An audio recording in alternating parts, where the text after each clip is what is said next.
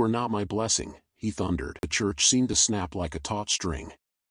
James's chest heaved, his eyes wild, and in a single, desperate motion, he seized the heavy Bible from the altar, slamming it onto the surface with a force that rattled the candles.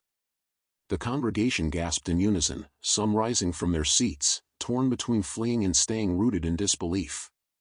Angela staggered backward, her veil falling from her head, her face pale with terror.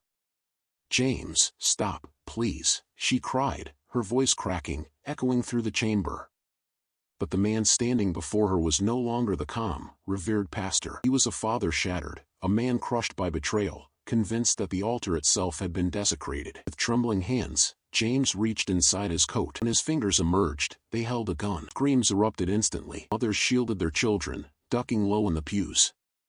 Men scrambled, unsure whether to run or intervene.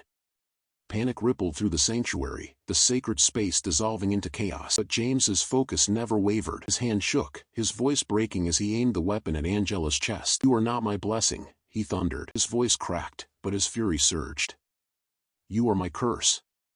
Angela stumbled backward, her hands raised, pleading with him through sobs, her words drowned by the thunderous sound of panic. His body trembled, torn between despair and violence, between collapsing under the weight of his grief or ending it with a single act. For a breathless moment, time froze.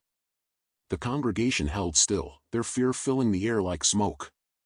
The fate of everyone in the room hinged on the trembling finger of a broken man standing at the altar. The church trembled with screams, echoing against the high wooden beams, but James's gaze locked on Angela. His finger quivered on the trigger, his chest rising and falling like a storm-tossed sea. For a heartbeat, it seemed possible, maybe he would lower the gun, maybe the weight of the congregation's terror would anchor him back to reason.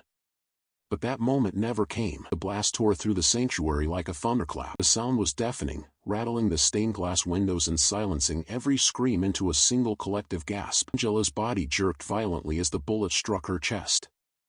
Her bouquet of white lilies scattered across the aisle, petals tumbling like broken promises. She staggered back a step, her lips parting as if to speak, then collapsed onto the altar's cold wooden floor.